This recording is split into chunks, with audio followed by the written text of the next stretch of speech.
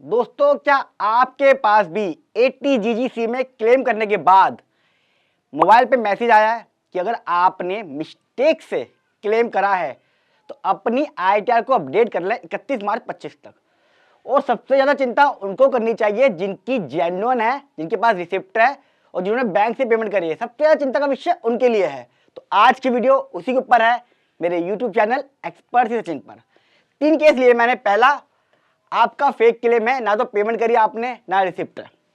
दूसरा, आपने पेमेंट करी है, आपके पास रिसिप्ट भी है, लेकिन जो 80GGC आपने ली है वो बोगस है। बोगस मतलब पॉलिटिकल पार्टी ऐसी थी, आपने उसे चेक दे दिया होगा, उसने आपको रिसिप्ट दे दी, चेक क्लियर हो गया आपका, आपने कैश ले लिया, घुमा के पैसा ले लिया।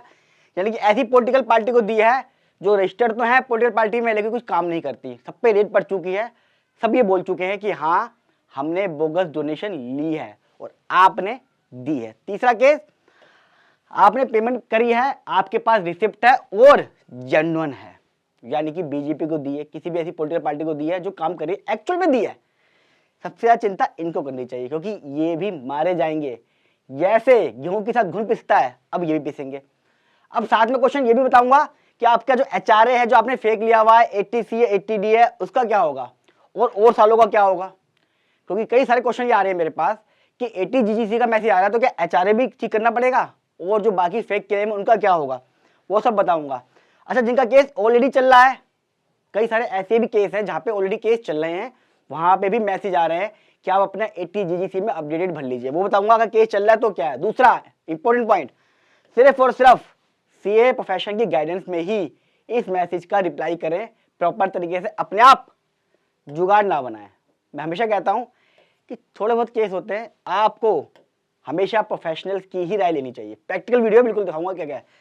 2 पॉइंट लिए मैं दोस्तों।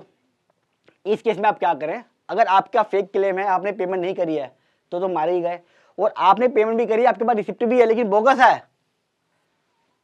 ऐसी पॉलिटिकल पार्टी जो कुछ काम नहीं करती, आपने उनको चेक दिया था, चेक क्लियर हो गया, पैसा घुमा फिरा के ले लिया, कैश में ले लिया। कोई लोग कह रहे हैं रिसिप्ट है, डरने की जरूरत नहीं है। आप प्रूफ ही नहीं कर पाओगे कि आपने पॉलिटिकल पार्टी को डोनेशन दी है। सैलरी वाला अपना 5 का टीडीएस तो करने देता नहीं है, किसी को डोनेशन देगा सैलरी वाला, सवाल ही नहीं उठता। क्वेश्चन पूछे जाएंगे, आप कैसे मिले, किससे मिले, कहां पे आपने डोनेशन दी, आप बैठे हो दिल्ली में, पॉलिटिकल पार्टी रजिस्टर्ड है बेंगलोर में, आपने वहां पे कैसे किससे कॉन्टैक्ट कर लिया, किस ऑब्जेक्टिव के साथ दिया आपने। बहुत सारे ऐसे फैक्टर हैं जहां आप प्रूफ नहीं कर पाओगे अगर आपके पास सब कुछ ठीक ठाक भी है तो। दोनों केसेस के अंदर ITR आप फाइल कर दीजिए। अगर आपका केस नहीं चल रहा है 143(2) में या 148 के अंदर, आपका ऑलरेडी केस सिलेक्ट हो चुका है, केस चल रहा है, तो फिर ITR नहीं भर पाओगे। फिर असेसमेंट में जो होगा वहां पे आप टैक्स पे करना ऑर्डर के बाद। इंपॉर्टेंट पॉइंट, 80GG के साथ, यानी कि 80GGC का मैसेज आ रहा है, मुझे बाकी चीजें भी चेक करनी है अपनी ITR की डिडक्शंस में। जितनी भी मैंने ITR में डिडक्शंस ली है, सारा का सारा फिर से चेक करना है कि मेरा डिडक्शन ठीक है कि नहीं है, मेरे पास 80C का सर्टिफिकेट है कि नहीं है, उसका पेमेंट मैंने बैंक से कहां से करा वो देखना है, रेंट एग्रीमेंट प्रॉपर है कि नहीं है, पेमेंट मैंने करी नहीं करी है। सारी 80D, 80C, 80GG, पता नहीं क्या क्या लिया हुआ लोगों ने, सब दोबारा से चेक करनी। ऐसा नहीं है कि मैसेज तो आया हुआ 80GGC का, चलो जी इसको हटाओ, वो गलत हो जाएगा। अच्छा, किस किस क्या है, अभी आप अपना AY 22-23, 23-24 और 24-25 का ठीक कर सकते हो सकता है आपके पास मैसेज आया हो 22-23 का और आपने इन सालों में भी लियो, तो वेट करते हो मैसेज आने का। इतना बड़ा पाप करके बैठे हुए हो, और सैलरी पे यार कम से कम 15 लाख तक माफ होनी चाहिए। आदमी सैलरी वाला बड़ा परेशान रहता है, इस तरह के जुगाड़ करने की कोशिश करता है, जो कि बिल्कुल गलत है।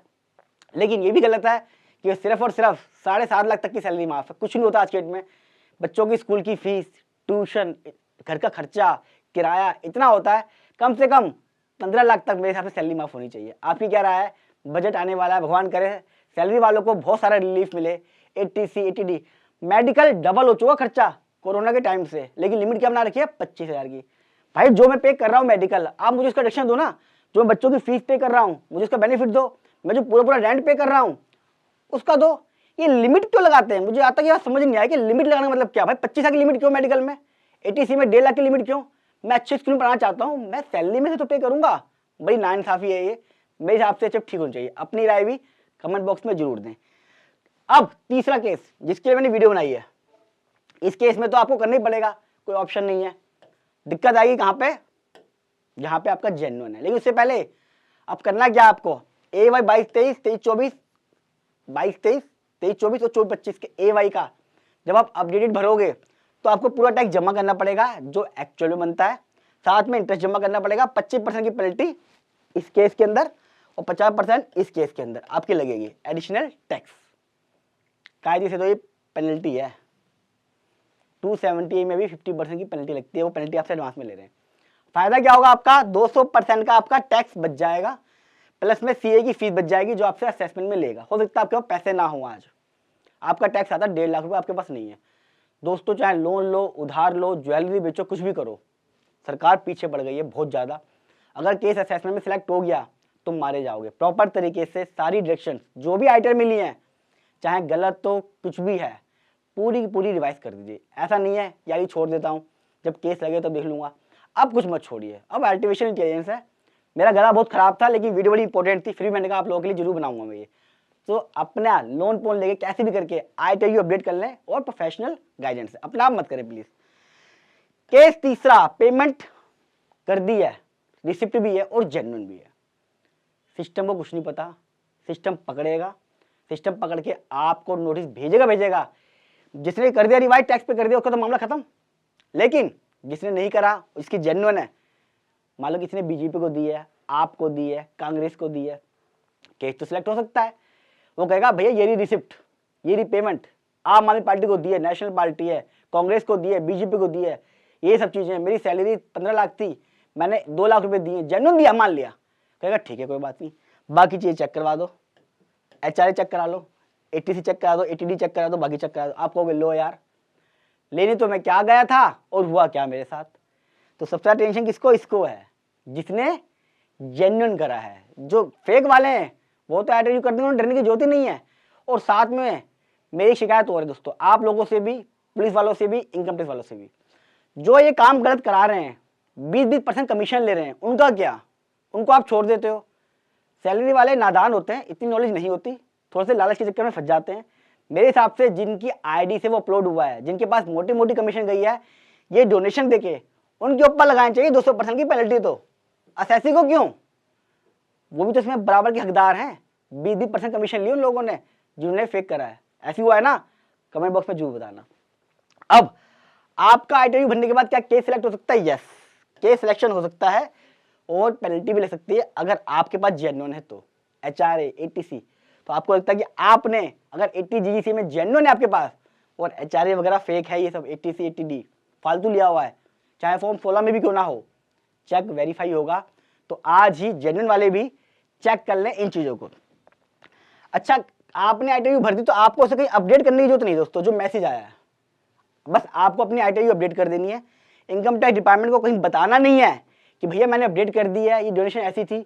और क्या अपडेट करने के बाद पेनल्टी लग सकती है कि आपने फेक तो लिया? नहीं दोस्तों, सरकार का प्रोविजन है, जब आपने टैक्स पे कर दिया, इसके ऊपर इंटरेस्ट पे कर दिया, 25% या 50% का एडिशन टैक्स पे कर दिया, चाहे भले वो फेक हो, झूठ हो, आपने चोरी करी हो, किसी तरह की कोई इंटरेस्ट, कोई पेनल्टी, प्रोसिक्यूशन कुछ नहीं होगा, बिल्कुल ठीक हो जाएगा।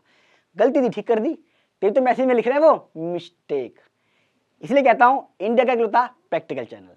वीडियो कैसे लगी कमेंट बॉक्स में जरूर बताइएगा, अच्छी लगी तो लाइक कीजिएगा और फर्स्ट टाइम आ रहे हैं मेरे चैनल को सब्सक्राइब कर लें। दुनिया का इकलौता प्रैक्टिकल चैनल है फाइनेंस में। आज ही मैंने आपको सारी प्रैक्टिकल बातें बताई हैं और जितना हो सके व्हाट्सअप, फेसबुक सब जगह शेयर करें।